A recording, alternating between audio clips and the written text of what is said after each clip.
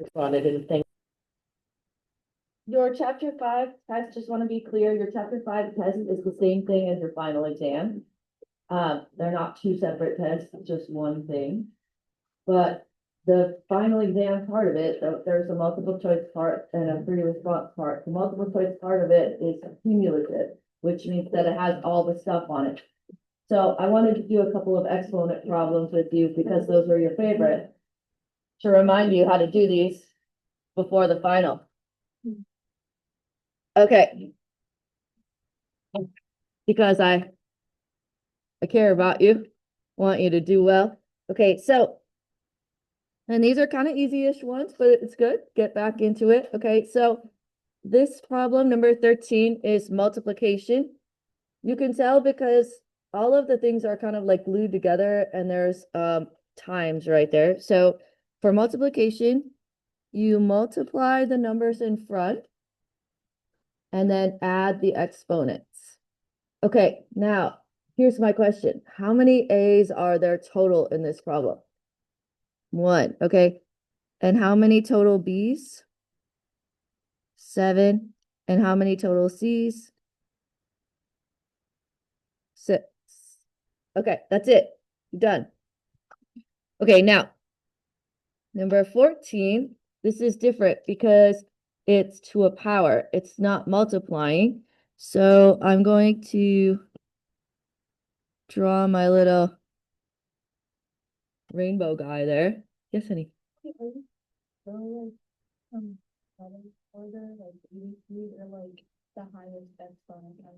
That is an excellent question. It actually doesn't matter, but because I'm a giant nerd, I do alphabetical order. But again, I wouldn't, if you wrote it, it didn't, I wouldn't care. Okay, so 4 to the 4th, and does this make sense? There's a little 1 here that we don't really write, so it's 4 to the 4th, m to the 8, n to the 16, p to the negative 8. Okay, you guys, what is 4 to the 4th power? That's 256. M to the 8, n to the 16, p to the negative 8. Okay, now this is very important. This is a good part of our review here. There is a negative exponent, and it says here your answer should only contain positive exponents. So I'm going to circle the part of that problem that has a negative exponent and make an arrow to move it to the denominator. So 256 m to the 8 n to the 16 stays on top.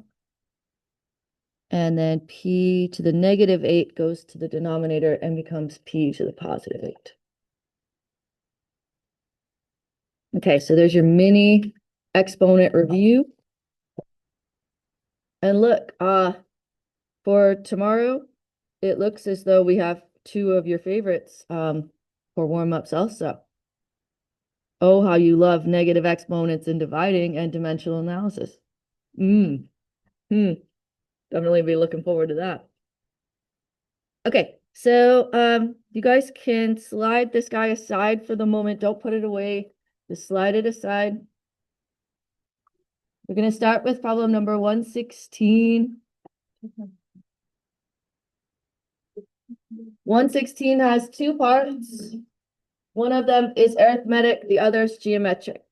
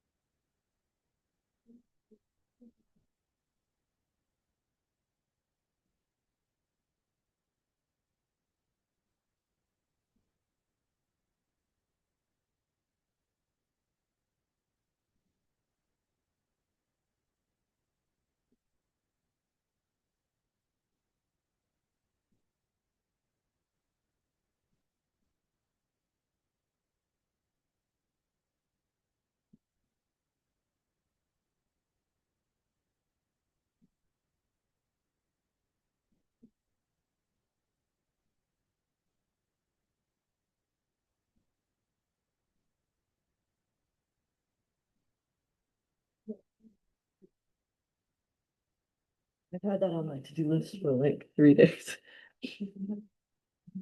Are you guys close? You're the best.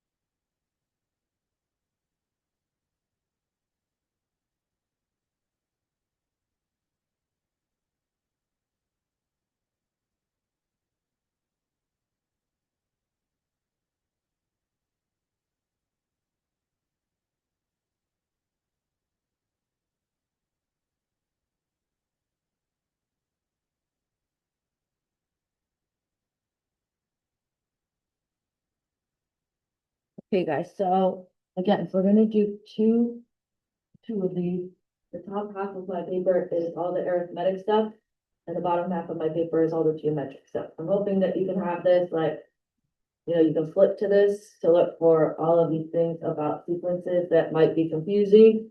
I want to talk about the notation. Tried really hard here to cover every single little thing that we've done for sequences. So, I'm hoping this will be useful for you. Okay. The first thing I'm going to do on this problem is my 2 arrows. So I'm going to do my Amazon style arrow, which you guys can't see it because it's frozen. There we go. I'm going to do my Amazon style arrow, which will give me the growth. What is this growing by? +4. And then I'm going to do my backwards arrow to find term 0, which would be -9.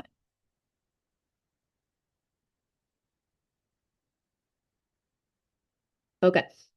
And that's pretty much gives me everything I need to be able to do the problem. So the common difference is D equals 4 because that's the growth. And for the equations, I'm going to actually write the formula and then the equation for this problem because I want you to be able to see what it looks like. So T of n equals D n plus T0. So y equals mx plus b. T of n equals 4n minus 9. So the 4 went there and the -9 went there. Okay, now for the recursive part, every recursive equation looks the same for almost the whole thing.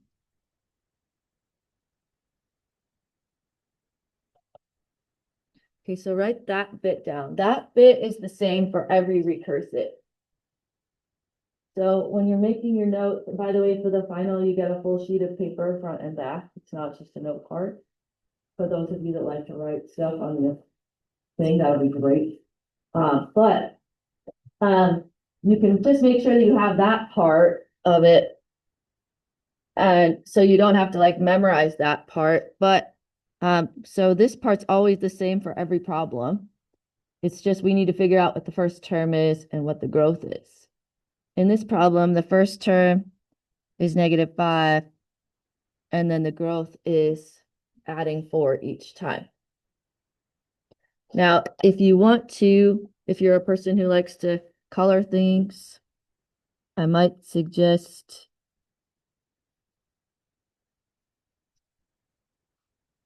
highlighting that for yourself, just as a reminder that that part is the same on every single recursive. The only thing that you need to figure out is what the first term is and what the growth is, but up to you.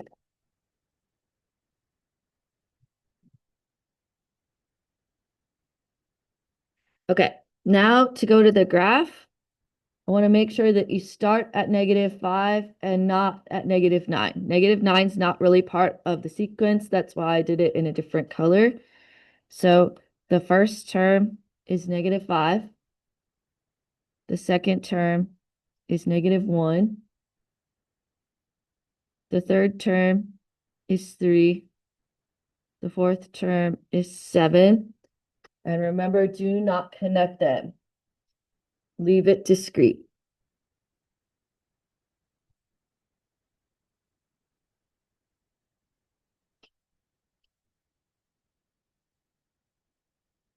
Okay, now I put this here on purpose because you guys and have really excellent questions. This is not a criticism.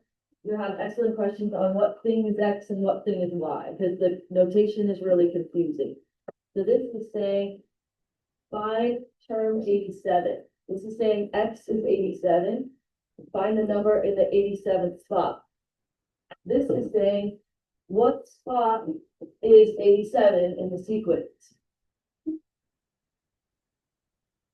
Okay, so if I kept listing the numbers, what spot would 87 be in? That's what I'm saying there. So in this one, it's X, and this one, it's Y. But what I want you guys to do is recognize that this is a forward function machine, and this is a backward function machine, just like chapter 1. Okay, so on this one, so on both of these, you use the explicit.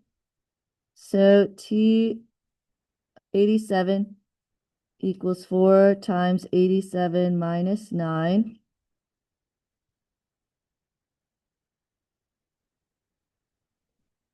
I don't know what 4 times 87 minus 9 is.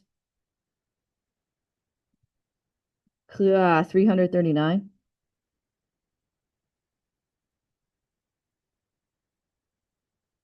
Okay, so this is saying term 87 is 339. So if I kept listing all of these out to the 87th number, the 87th number would be 339. Okay, now this is different. It's saying find the spot that is the number 87. So I go 87 equals 4n minus 9. Plug it in the T of n spot.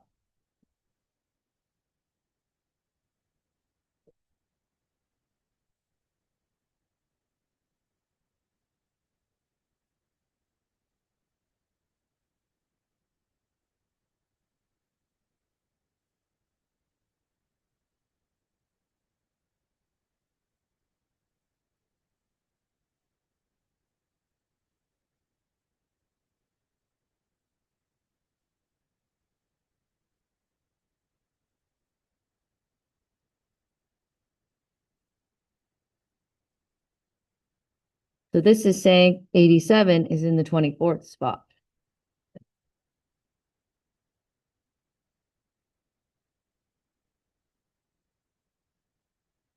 Okay, last thing for arithmetic. Is 401 a term of the sequence? Meaning if I listed numbers, if I just kept going, would one of the numbers be 401? Okay, so my question is this n or T of n?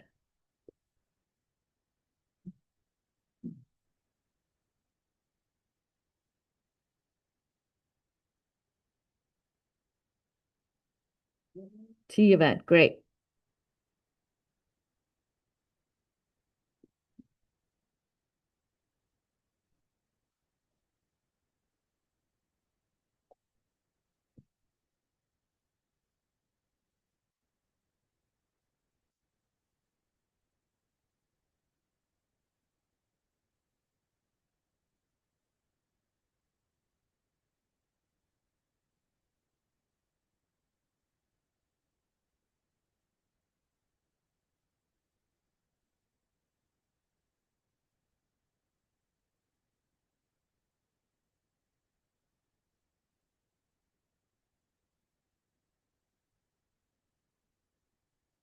Okay, what does this information give you? It's not a term, right? Because it would be between the 102nd and 103rd term. Okay, so because it's notes,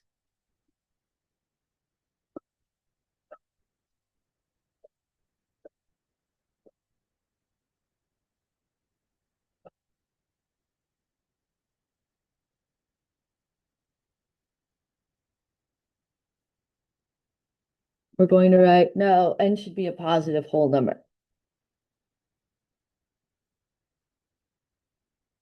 Because there's no such thing as 102.5 spot.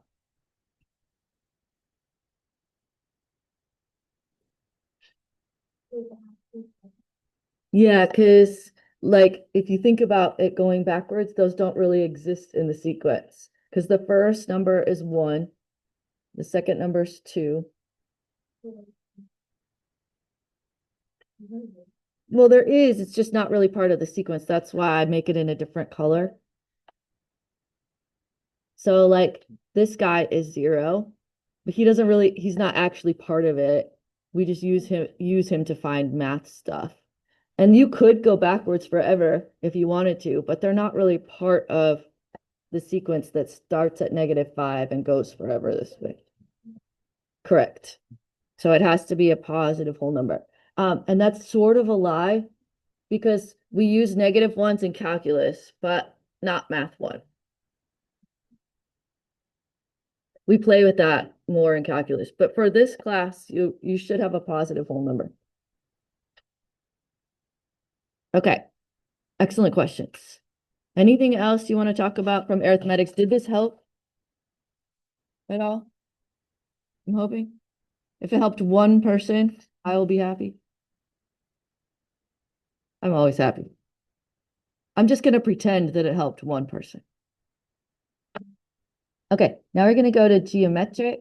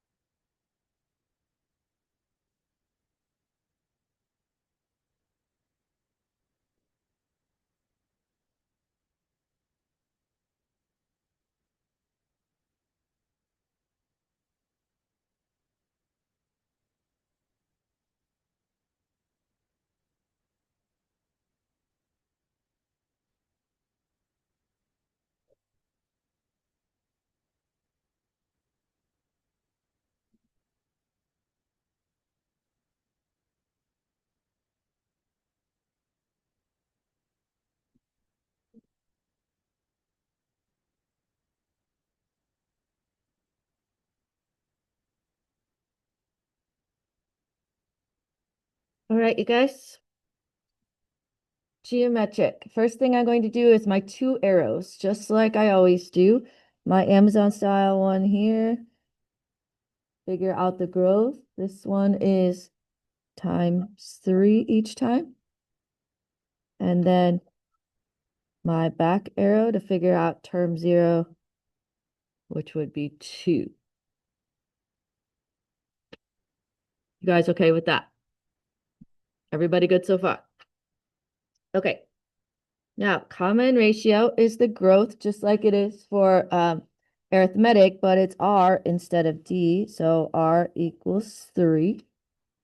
And remember, if these look like they're dividing to you, you need to make the multiplier a fraction. So if it looks like it's dividing by 2, your multiplier would be 1/2.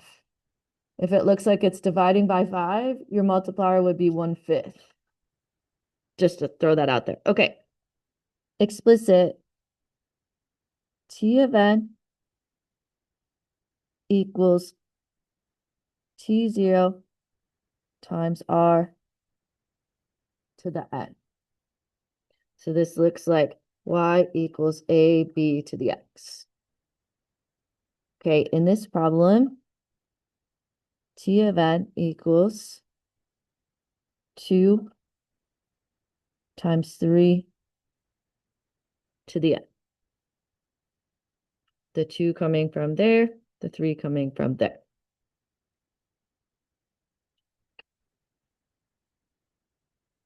Okay, recursive. So that bit that I told you we highlighted above is exactly the same in every problem.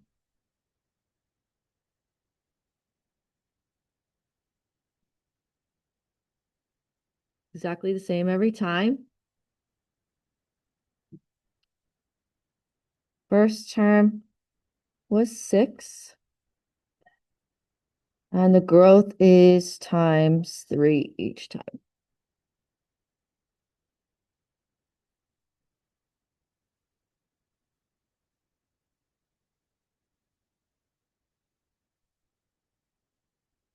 Okay, now notice in this one, I did not ask you to do a backward function machine, and that's because we teach you how to do that in Math 3. If we just taught them how to do it. So I'm not going to ask you to solve for an exponent, basically. But for the 9th term, T9 equals 2 times 3 to the 9. And you could also just keep going if you wanted to keep going ×3 till you got out to the 9th number. That works too. And as a matter of fact, we're going to do that down here. Do you guys remember on the quiz review how it was like table or equation? Like you could just keep going multiplying to make a table. You don't have to do this if you don't want to. Okay, so 2 times 3 to the 9th is 39,366. Don't get freaked out about how big these numbers are. It's just because they're multiplying, so they get really big really fast.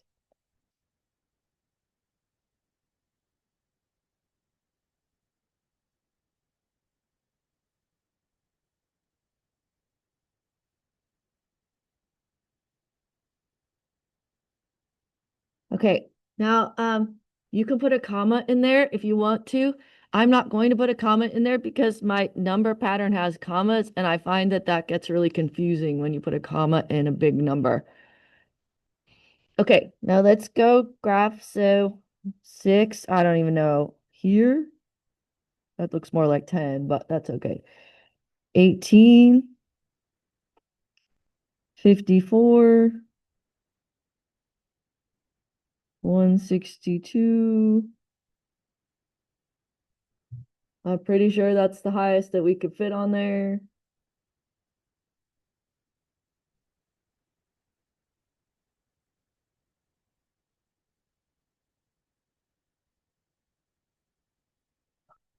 Okay, now last thing, is 1400 a term of the sequence? I cannot teach you how to tell that from algebra. I can teach you in 2 years from now. You'll be back here in the same spot. I can teach you that then, but not now. So what we do is we just keep going on our table. And don't worry,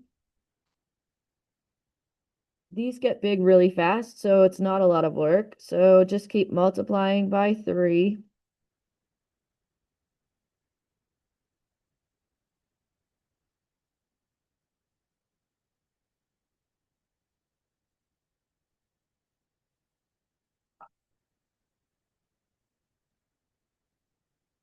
Okay, so here's my question. If I went from 486 to 1458, is 1400 a term of the sequence?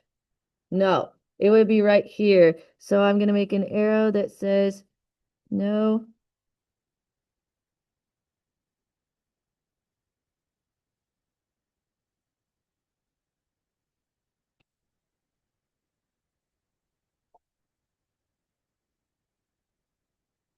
No, it would be between term 5 and 6.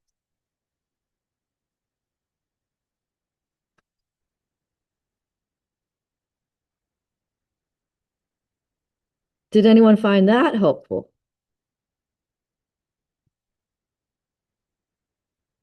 Okay, now can you guys find the whodunit page in your packet, please?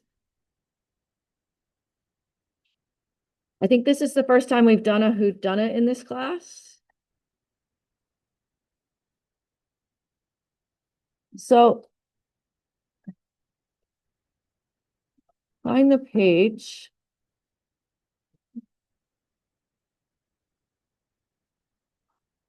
Oh my gosh.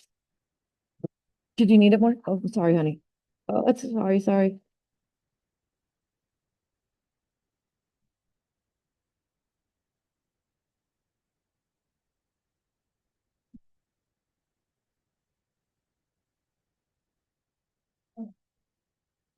Okay. All right. So we're not doing the whodunit next in this class, but I want to start it with you, do the first one with you, just because it's the first time we've done one. And then I'm going to give you your team quiz, which you're going to work on together in your groups. And then when you're done with your team quiz, you're going to, and by the way, it doesn't count as quiz points. Please do not, it's just practice. We're going to grade it for fun. It's really okay. There's no stress here. Just figuring out what you know and what you don't know. Okay, but I said the word quiz. Yeah, it's got the word quiz on top. Just ignore that. Okay. Okay. So first, the word whodunit means like it's like clue, like who committed the crime or whatever. It says 6 contestants on a reality TV show were stunned to find their lowest scoring colleague was injured.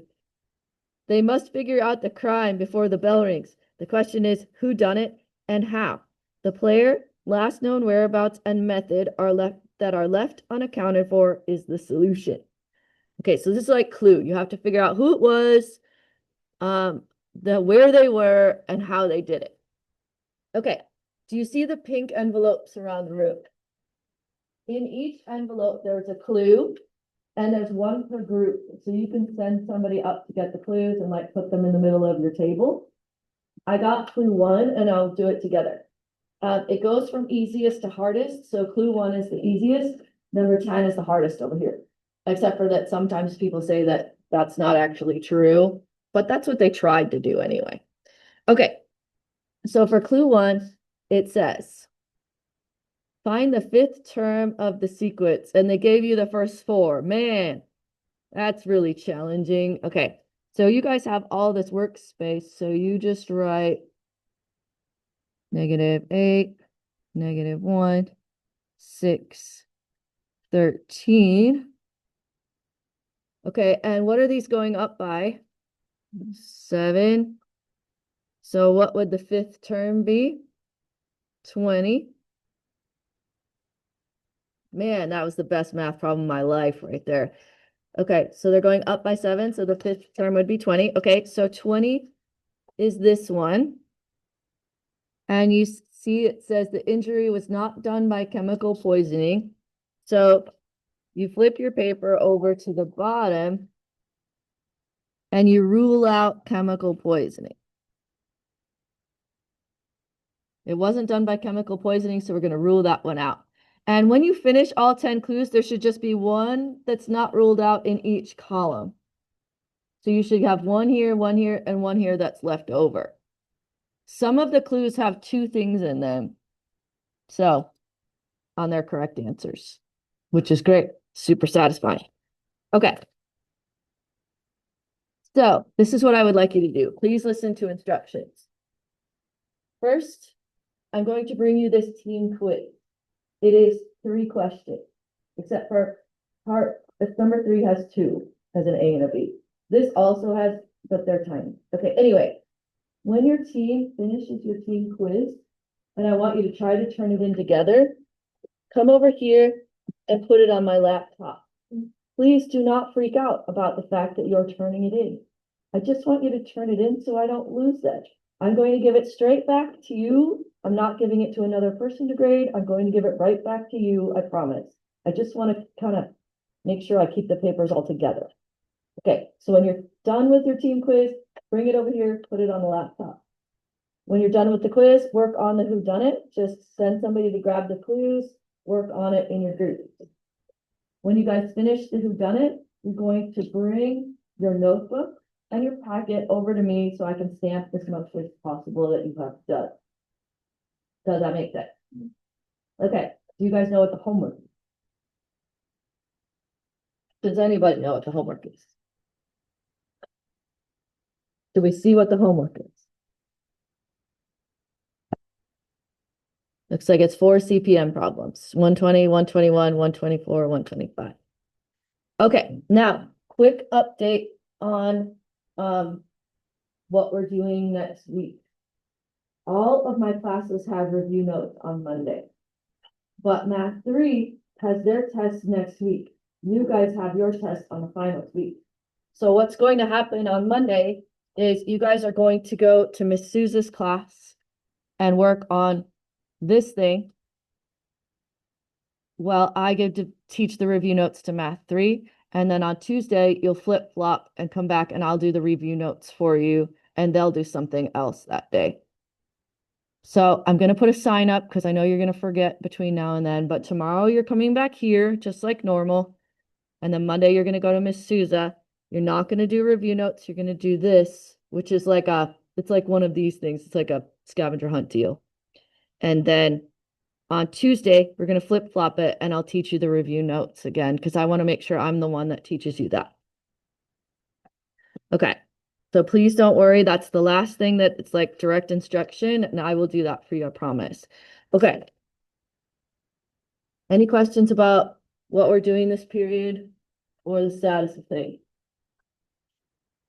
Okay, please do not stress about this. I know it says the word quiz on it. Not meant to be stressful.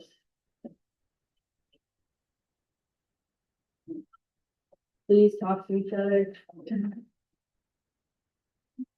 You can use your notes and you can use your calculators.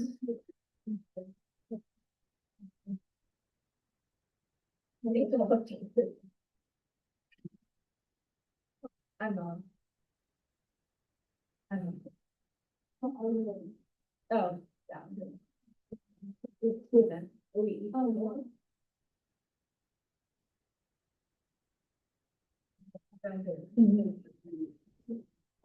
Just in case you cannot agree. Okay.